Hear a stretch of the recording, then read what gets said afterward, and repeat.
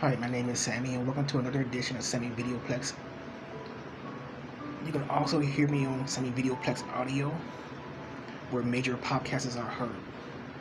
You can also follow me on Facebook, Instagram, Twitter, liking, TikTok, and now you can also support Videoplex Audio and Videoplex on Patreon.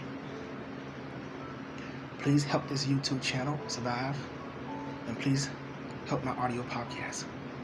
As I do this recording for this Sammy Videoplex, I am hours away from uploading a new podcast audio. I was reading, of course, science before this video started. Our astronomers, people that get paid a whole lot of money to study the outer space, to study stars and solar systems and planets. Transparent matter, that is dark matter. Gravity, that's gravitation. Our designer of our universe have discovered a new red planet, a star, 3 times the mass of our sun. The largest planet or star in our solar system that we know of.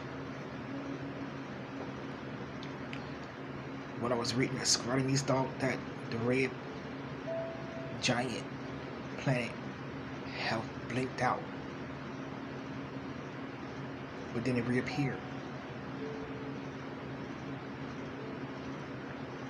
Astronomers have discovered stars that blinked on and off before, but none of them the mass of this one. That's 3 times the mass of our sun. I know science. I am not a scientific or professor, but thanks to the Lisa Randos and other astronomers, I'm getting better in science than I've ever been in, especially in high school when I didn't take science seriously. That's a beautiful thing to know. It's a beautiful thing to have the knowledge of the universe. It's beautiful to look up in space and count the stars. There's so many millions of stars out there. But science is proven fact. Everything that science do is a proven fact. It has to be a fact that's proven. I am not a scientist. I don't have to prove my facts. I can just give you my point of views. I am a conspiracist. I don't believe in the unknowns. I am a controversy newscaster. I can tell you things that have not been proven yet, because that's the thing about governments, life, the universe. Some things are just not meant to be proven. Some things are just meant to be a mystery. The mystery of outer space, the mystery of life. The red star giant that is 3 times the mass of our sun. I memorized all of this. I'm not reading this, so I memorized all this. They named it VVV-WIT. I keep forgetting the last 2 numbers. Dash. I want to say -08. Because I'm reading this off my mind. I was a story I was reading over an hour ago, over 2 hours ago. They want to know why it's so massive, why it's so big. The thing is, they keep finding planets and stars larger than where our sun is. In my opinion, for one reason. The universes that we are picking up, the universes that has been advertised to us, it's a lot larger universe than what we live in. Think of everything they discover that's larger than the sun. They are just mesmerized about it. The size of this massive planet that is larger than our sun. Don't common sense tell you it must be coming from a universe larger than what we have? Don't you think it's something about our universe that common sense not proven fact? Because you're a scientist, it has to be a proven fact. The beauty of science is they don't want to speculate on things that's not proven. But they will say, I want to give you my opinion, but it's not proven. In science, if it's not proven, it don't actually exist because it's not proven. Take our universe that we know. All our planets in our universe seem to be dead planets. Nothing but a lot of gas, a lot of drag, space dust, debris. But this one magnificent planet that's blue. They have more body of water on it than any other thing. We have more water on this earth than we have land. You know how much water that is? When I tell you, our universe is dying, that we are the only planet in this universe that can sustain life as ours that we know. We're not saying you cannot exist unless your body is exactly like ours. I'm pretty sure there is some kind of form of life that can exist to a different element than what we exist to. But as far as we know it, this planet that we call Earth is the only planet that have what we need to survive the elements of fresh water, oxygen, fresh air to breathe, mineral. The most important one, like saying, I'm a tree lover. Check some video plus audio archive. I'm a tree lover because trees give us oxygen and air, and plants and flowers and gardens give us the chance to breathe in fresh air and breathe out. And that's what we need. Water to be sustained as body of life. When I was growing up, I was in high school, public schools. People always say public schools, you don't learn much. Private schools learn the most. But I had a friend with the private school, I went to public school. We had the same book. Their book was brand new. My book had writing all over it, especially in the back where the covers is with a lot of writing all over it. And we said these books are the same. The only thing different was the private school book was taken care of, and the public school's books getting written in by the people that was above you. That's the class that already finished this class, or the class that was in this room before you. But the thing is, once you started reading public school books, you got in depth. You got into the deep of studying in 11th and 12th grade. That public school book had about as much information as the private school books did.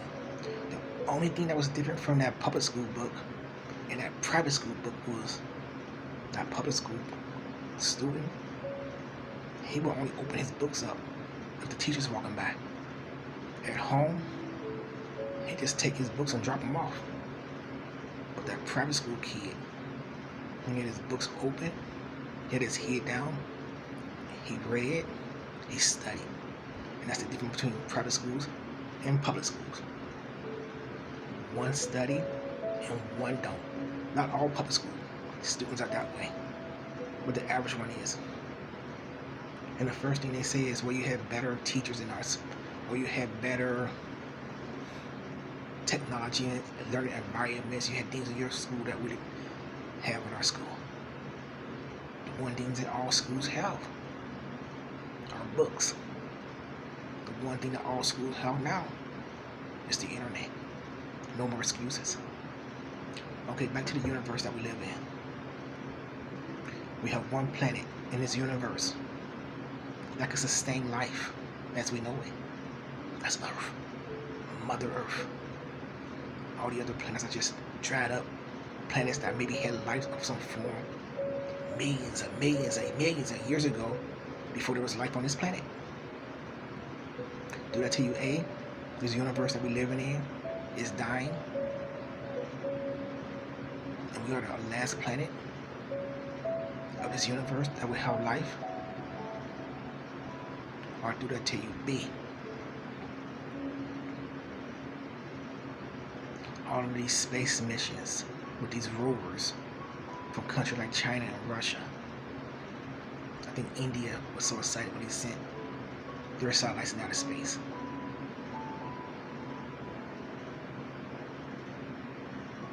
Do you think they're storing things that they don't want us to know about?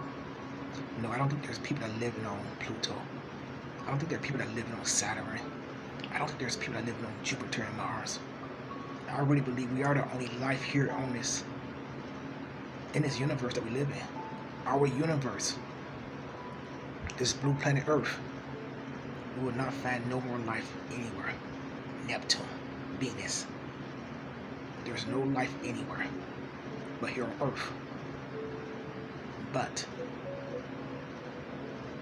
are you so narrow-minded that you believe that there's only one planet with life anywhere? When we are discovering new universes and galaxies every year. I was talking to one of my subscribers. All my subscribers are like family. A member of the Videoplex family. I hope you join. It's a real big, close-knit family. We don't always agree on everything, but we all meet for Semi Videoplex.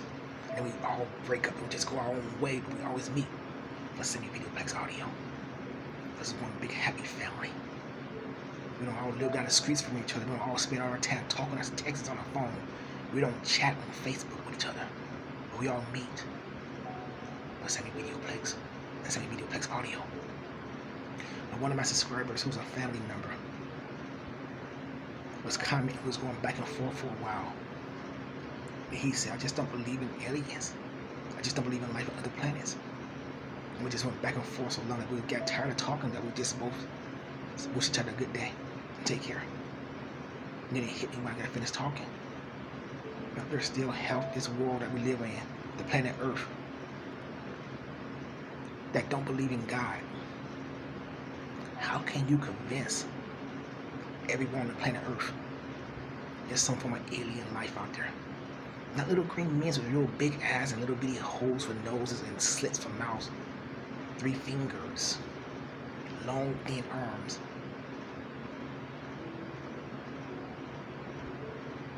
Now how can you convince everyone on Earth that there is extraterrestrials? Because I believe in extraterrestrials.